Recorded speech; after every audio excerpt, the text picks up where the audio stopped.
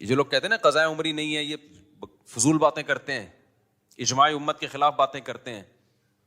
آج کل کے اسکالرز جو بھی اجماع امت کے خلاف لے کے جا رہا ہے آپ کو، اس کی بات کو اٹھا کے دیوار پہ مار دو. اس پر اجماع امت کا، آج کل کے مفتیوں کے اختلاف کی کوئی ویلیو نہیں ہے. جو پہلے مسائل اتفاقی ہو چکے ہیں وہ ہو گئے.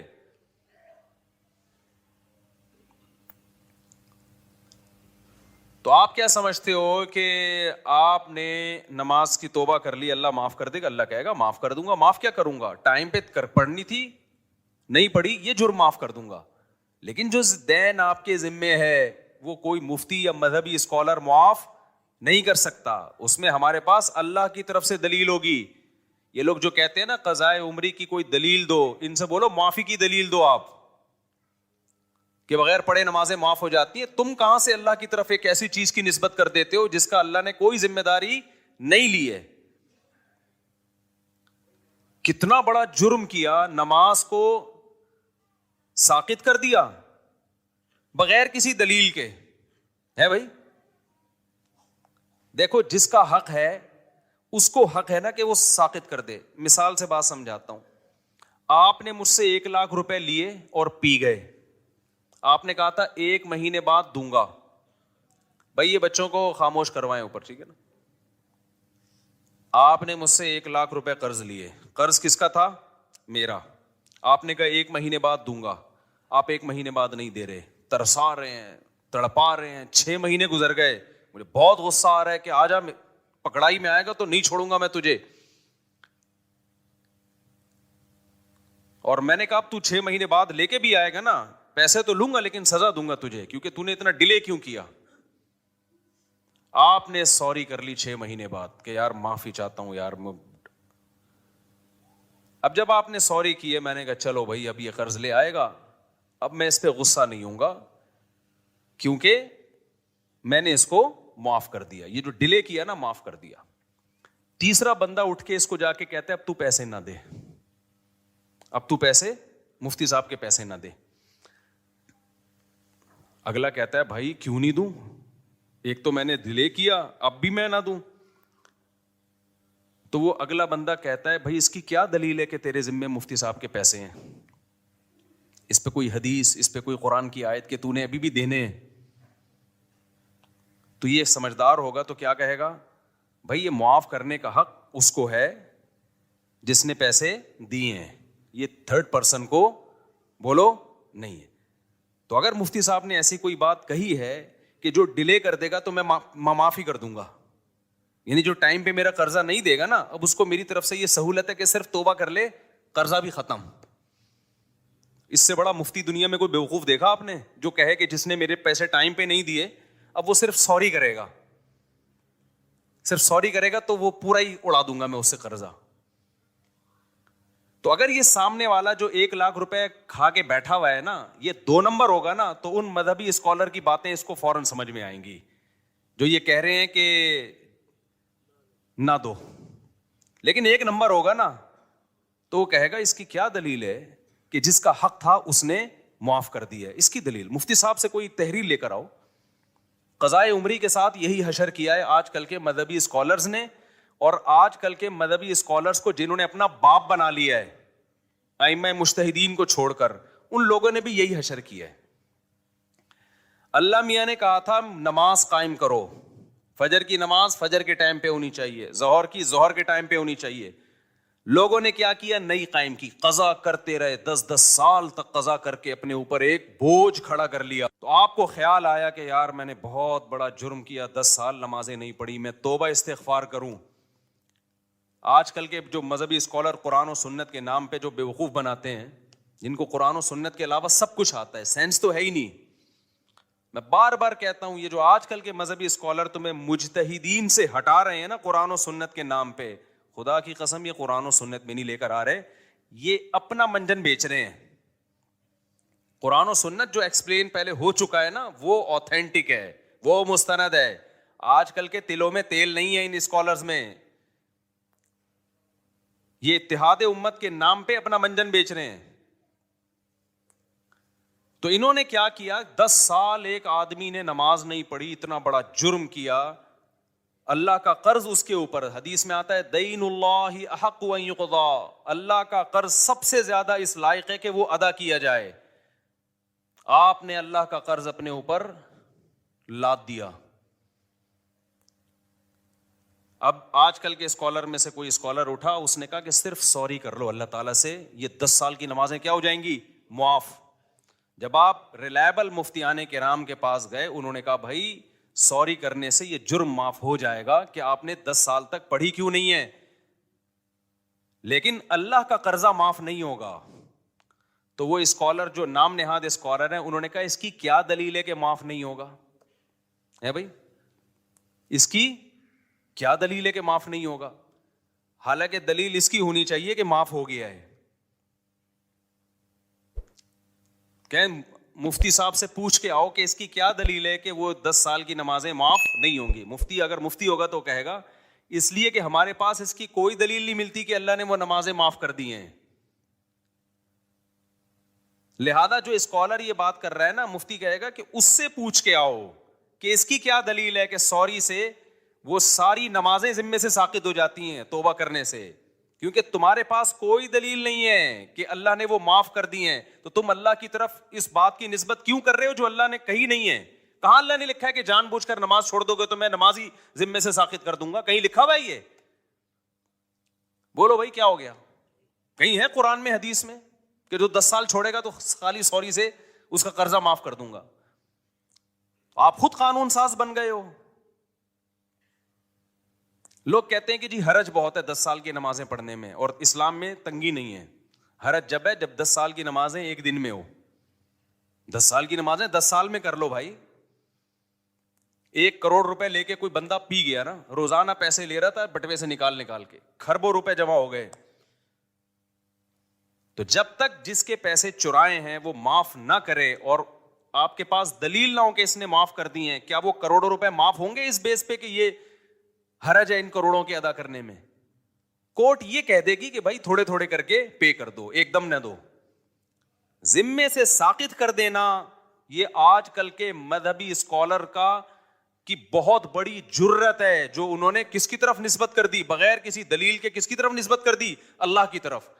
اور ایسے جاہل ہیں, مطالبہ ہم سے کرتے ہیں کہ قرآن حدیث سے دلیل لے کر آؤ کہ 10 سال کی نمازیں قضا کرنا لازم ہے.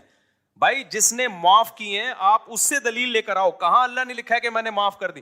قرضہ اللہ کا ہے اور معاف کون کر رہے ہیں؟ آج کل کے اسکالر.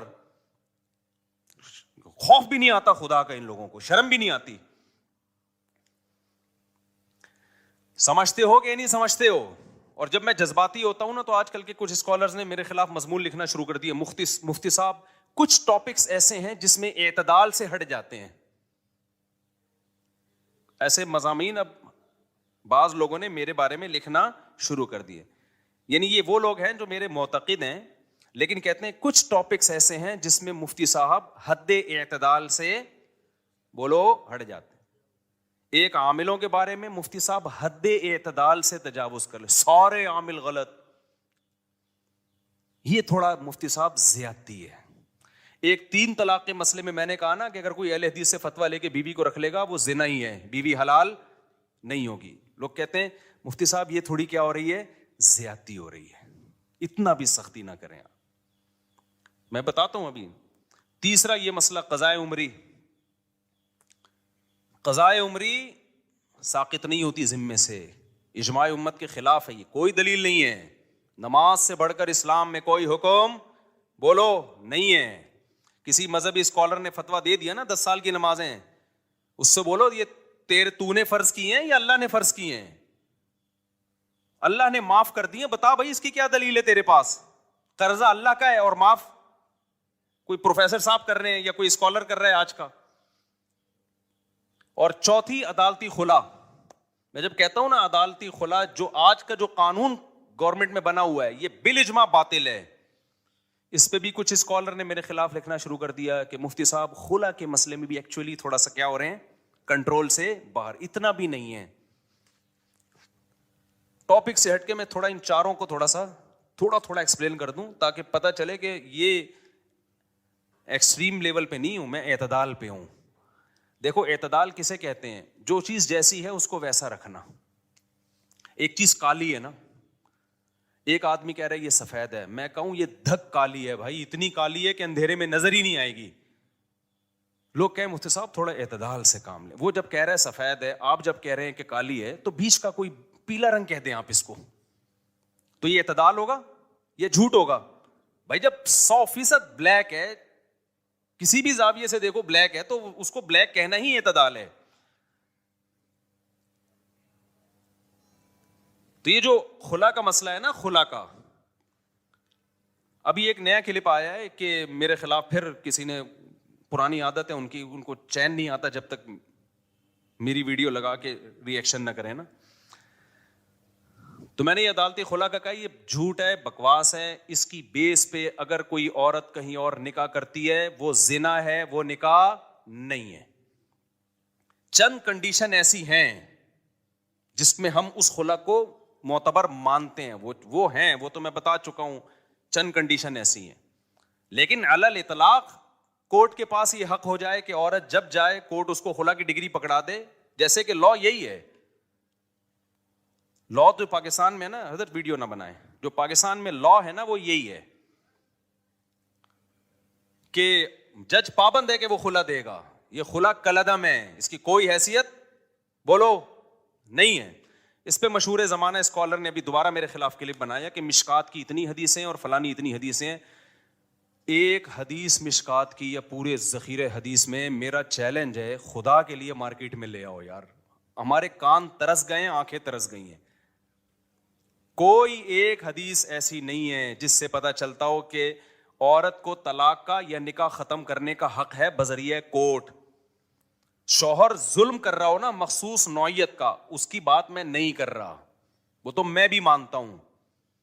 نارمل کنڈیشن میں یا چھوٹی موٹی باتوں میں ایک عورت نہیں رہنا چاہتی, وہ کہہ رہی میں نہیں رہنا چاہتی, یہاں شوہر کی مرضی کے بغیر عورت علیحدگی نہیں لے سکتی. اسلام میں نکاح میں داخل ہونے کا عورت کے پاس حق ہے, نکاح سے نکلنے کا عورت کے پاس اسلام میں رائٹ نہیں ہے. اب خواتین کو یہ بات اگر سمجھ میں نہیں آتی, چھوڑ دیں اسلام کو چینج نہ کریں آپ. اسلام چینج نہیں ہو سکتا. سمجھ میں آ رہی ہے بات کہ نہیں آ رہی؟ آپ چھوڑ دیں بھائی, ہمیں یہ اسلام میں لگتا ہے یہ ظلم ہے عورت کے اوپر, تو نہ لاؤ. آپ جاؤ کسی ہندو سے شادی کرو, آپ اس کے پاس, ان کے پاس ہر وقت حق ہے بھائی. جیسے ہندو خود طلاق دے سکتا ہے, عورت بھی جب چاہے عدالت سے خلا لے سکتی ہے. اسلام میں ایسے ہی ہے. کوئی اسکالر یہ بات کرتا ہے نا کہ نہیں ایسا نہیں ہے, تو آپ میرے سامنے بٹھا دیں اس کو, آن لائن لے آئیں اس کو, مشہور آدمی ہو, ہر آڑا ترچھا مشہور ہونے کے لیے بعض دفعہ آ جاتا ہے, تو میں بتاؤں گا مشکات میں کتنی حدیثیں ہیں, بخاری میں کتنی حدیثیں ہیں, وہ سارے میں ان کمبختوں کو ترجمے تک نہیں آتے ہیں حدیثوں کے. اگر عورت کے پاس بھی یہ رائٹ ہوتا ہے نا, کامن سینس بھی کوئی چیز ہوتی ہے. قرآن حدیث تو پہلے کامن سینس ہوگی تو قرآن حدیث سمجھ میں آئے گا نا. کامن سینس ہی نہیں ہے, قرآن حدیث تو ویسے ہی نہیں ان بیچاروں کے پاس, اور کامن سینس بھی نہیں ہے. اور وہ آج کل ہمیں بتا رہے ہیں کہ ابو حنیفہ امام شافعی کو فالو نہ کرو, ان لوگوں کو فالو کرو. کامن سینس کیا کہتی ہے کہ میاں بیوی میں اور گرل فرینڈ بوائے فرینڈ میں فرق کیا رہ جائے گا اگر عورت کے پاس بھی طلاق کا حق حاصل ہو جائے؟ فرق کیا رہ جائے گا؟ ارے میاں بیوی میں, بوائے فرینڈ اور گرل فرینڈ میں جب دونوں چاہیں بریک اپ ہو سکتا ہے کہ نہیں ہو سکتا؟ بولو نا. دونوں جب چاہیں ایک دوسرے کو چھوڑ دیں, تو پھر یہ میاں بیوی کے تکلف کی کیا ضرورت ہے؟ فرق صرف اتنا ہو جائے گا کہ گرل فرینڈ بوائے فرینڈ میں عورت ٹاٹا کر کے ویسے ہی چلی جاتی ہے, یہاں کورٹ سے کہے گی مجھے ٹاٹا کروا دو, کورٹ اس کو پکا ٹھپا لگا کے ڈگری دے دے گی. گرل فرینڈ میں تو پکا ٹھپا بھی نہیں لگتا, یہاں تو پکا ٹھپا لگ جائے گا. گرل فرینڈ بوائے فرینڈ اور میاں بیوی کا فرق ہی ختم ہو جائے گا. اتنی سینس اس بے وقوفوں میں نہیں ہے, اور یہ ہمارے باپ بنے ہوئے ہیں, ملین سبسکرائبر لے کے بیٹھے ہوئے ہیں یہ لوگ. میں تو کہتا ہوں اس قوم کے ساتھ صحیح ہو رہا ہے. جیسے سیاسی حکمران جب کوٹتے ہیں نا ہمیں پکڑ کے, تو صحیح کوٹتے ہیں بھائی, ووٹ کس نے دیا تھا؟ ووٹ بھی تو میں اور آپ ہی دیتے ہیں نا. تو یہ جو مذہبی اسکالر منجن بیچ رہے ہیں نا اور الو بنا رہے ہیں آپ, یہ بالکل صحیح ہو رہا ہے آپ لوگوں کے ساتھ, کیونکہ آپ نے قرآن و سنت کو سمجھنے کے لیے ابو حنیفہ پہ اعتماد نہیں کیا. آپ کو لگا وہ بیچاروں کو کچھ بھی نہیں آتا تھا, جو تابعین تبع تابعین کے دور کے لوگ تھے, آپ کو خیر وہ بیچارے منجن بیچ کے چلے گئے. آپ نے امام شافعی پہ اعتماد نہیں کیا, جن کو کروڑوں لوگوں نے فالو کیا ہے. آپ نے کہا ان کو نہیں پتا تھا. آپ نے امام مالک پہ اعتماد نہیں کیا, آپ نے امام احمد بن حنبل پہ اعتماد نہیں کیا. جب اتنے بڑے بڑے فقہا پہ آپ نے اعتماد نہیں کیا تو اللہ نے آپ کو ان منجنوں کے حوالے کر دیا ہے کہ یہ منجن بیچیں گے اور تم کیا کرو گے, ان سے مسائل پوچھو گے.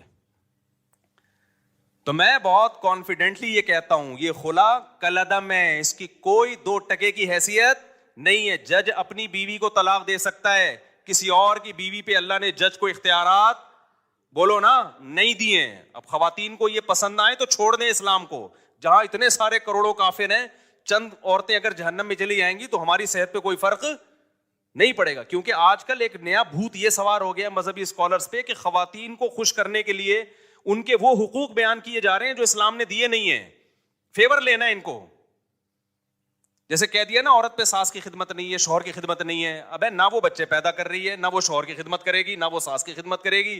کمانا اس پہ ویسے ہی لازم نہیں ہے, تو وہ پیڑے کھانے کے لیے آئی ہے گھر میں. کیا ایسی بات کرتے ہو جو تم اپنی بیوی پہ منطبق نہیں کر سکتے. تمہاری بیویاں کیسے گھروں میں رہتی ہیں, نہ وہ تمہاری ماں کی خدمت کریں گی, نہ تمہاری خدمت کریں گی, نہ بچے تو ویسے ہی پیدا نہیں ہو رہے. ایک آدھ ہوتا ہے, اس کے بعد بڑھ گیا, بچوں کا پروگرام سارا کیا ہو گیا, بڑھ گیا. وہ بات کرو جو تم خود سوسائٹی میں اپنے اوپر جھیل سکتے ہو. تمہاری ماں تمہاری بیوی کو کہہ رہی ہے پانی پلاؤ, اور تمہاری بیوی آگے سے کہتے ساس کی خدمت کچھ میں واجب نہیں ہے. تمہاری غیرت کہاں چلی جائے گی اس وقت؟ سمجھ میں آ رہا ہے کہ جاپان سے آیا ہوں, غصے میں ہوں کیونکہ وہاں میں نے خاندانی نظام دیکھا ہے تباہ ہوتے ہوئے. یہ نہیں قسم کے لوگ وہاں بھی براڈ مائنڈیڈ پیدا ہوئے, بیڑا ہی غرق کر دیا پورے سسٹم کا. جو اسلام نے عورت کو حقوق دیے ہیں وہ بڑے خاندانی حقوق ہیں. ان حقوق کی بات کرو بھائی, جو حقوق اسلام نے دیے ہیں. اسلام نے یہ کہیں نہیں کہا کہ تمہاری بیوی نہ تمہاری ماں کی خدمت کرے گی, نہ تمہاری روٹی پکا کے کھلائے گی. اسلام نے کہا بھائی خرچہ تمہارے ذمے ہے. نبی صلی اللہ علیہ وسلم نے محبت سکھائی ہے اپنی زوجہ کی کہ جہاں سے امی عائشہ برتن سے منہ لگا کے پانی پیتی, وہیں سے آپ بھی محبت کا اظہار کرتے. کبھی آپ نے اپنی بیویوں کو مارا پیٹا نہیں ہے, ہاتھ نہیں اٹھایا, برداشت کیا. اونچ نیچ ہر گھر میں ہوتی ہے. اپنے ساتھ سفر میں لے کے جاتے تھے, دعوت میں لے کے جاتے تھے. یہ حقوق ہیں جو اسلام نے دیے. یہ والے دو بھائی, تم کیا سکھا رہے ہو ان کو کہ جب منہ اٹھائے وہ عدالت میں جاری ہے.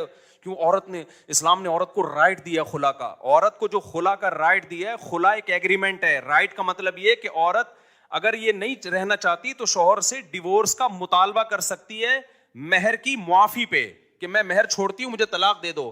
اس مہر چھوڑ کے طلاق لینے کو خلا کہا جاتا ہے.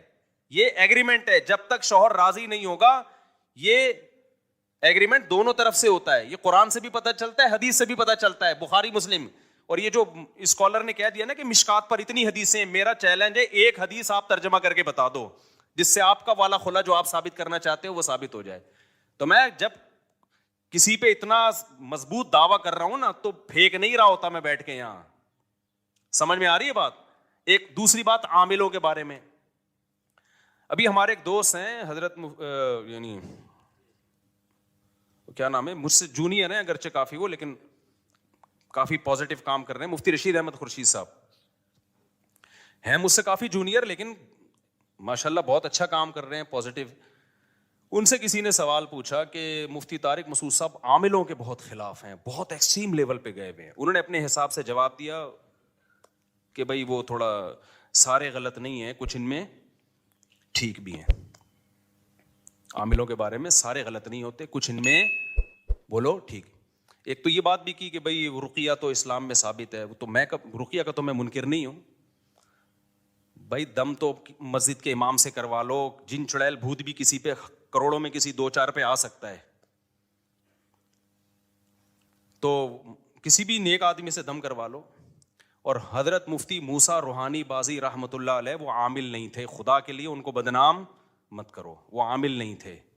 یہ ان کی کرامت تھی کہ کوئی بھی کچھ لکھ کے دے دیا کرتے تھے. اللہ ان کو دعا تھی, ان کی ماں کی یا کسی بزرگ نے انہوں نے خدمت کی تھی, غالباً ان کی والدہ نے ان کے لیے دعا کی تھی کہ تو کسی کے لیے کچھ بھی لکھ کے دے دے گا اللہ اس کو پورا کر دے گا. تو اہل اللہ کے ساتھ الگ معاملات ہوتے ہیں, وہ عامل نہیں تھے. میں نے یہ بات بیان میں کہی تھی, ان کے بیٹے نے آ کے پھر جامعۃ الرشید میں بتایا کہ واقعی میرے والد صاحب عامل نہیں تھے. یہ کرامت تھی ان کی کہ کسی کو بھی کچھ لکھ دیا تو بس وہ ہو گیا. کرامت کے تو پھر کچھ بھی ہو سکتا ہے نا.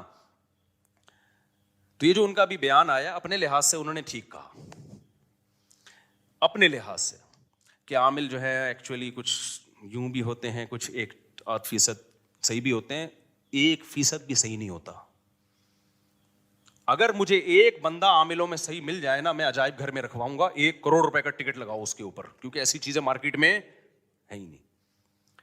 آپ کہہ سکتے ہیں وہ بھی آپ سے جونیئر ہیں, اور اچھا آپ خود کہہ رہے ہو کہ بھئی جامعہ کے ٹیچر ہیں, استاذ ہیں, تو کیا وہ غلط بول رہے ہیں؟ وہ غلط بول رہے ہیں. ٹھیک ہے. اب آپ کہہ سکتے ہو کہ بھائی اس کا مطلب وہ صحیح عالم نہیں ہے. بھائی اس کا علم دین سے تعلق نہیں ہے, سمجھ رہے ہو؟ علماء سے وہ چیزیں پوچھیں جن کا دین کے علم سے تعلق ہے. نکاح طلاق کے مسائل, وراثت کے مسائل. عامل صحیح ہوتے ہیں, غلط ہوتے ہیں, یہ قرآن و سنت کا مسئلہ نہیں ہے, یہ مشاہدے کا مسئلہ ہے. ان کی عمر کم ہے, میرے تجربہ زیادہ ہے, ہم نے ایک بھی نہیں دیکھا ڈھنگ کا, بہت تلاش کیا, بہت تلاش کیا. اور میں جو کہتا ہوں وہ سارے 2 نمبر ہوتے ہیں, اس کا مطلب یہ نہیں ہے سارے برے ہوتے ہیں, ان میں کچھ نیک بھی ہوتے ہیں, تھوڑے سے نیک بھی ہوتے ہیں, لیکن اوپر کی سیٹنگ ان کی خراب ہوتی ہے, پاگل ہوتے ہیں, عملیات کر کر کے کھوپڑی خراب ہو جاتی ہے. ان کو جن چڑیل بھوت اس لیے نظر آتے ہیں کیونکہ کھوپڑی کام نہیں کر رہی ہوتی. آپ کی کھوپڑی کام کر رہی ہوتی ہے, آپ ان کے پاس بیٹھتے ہو تو تھوڑے دن میں آپ کی کھوپڑی بھی کیا ہو جاتی ہے, آؤٹ. پھر آپ کہتے ہو یار میں بھی جب حضرت جی کے پاس گیا تھا, ایک چڑیل انہوں نے مجھے دکھائی, وہاں سے بھوت دکھایا. ابے وہ کچھ بھی نہیں دکھا رہا, وہ خود پاگل ہے, وہ خود دماغ خراب ہو گیا اس کا فلیتے پلیتوں میں پڑھ پڑھ کے. تم کیوں پاگل ہو رہے ہو؟ اس کے پاس جانے سے پہلے کبھی تمہیں یہ نظر آتا تھا چڑیل اور بھوت تمہیں نظر آتے تھے کبھی؟ تو یہ منجن ہمارے سامنے, کسی عامل کے باپ میں دم ہے, آئے ایک جن چڑیل بھوت میرے سامنے لا کے دکھائے. بکواس ہے یہ, منجن ہے. میں اتنا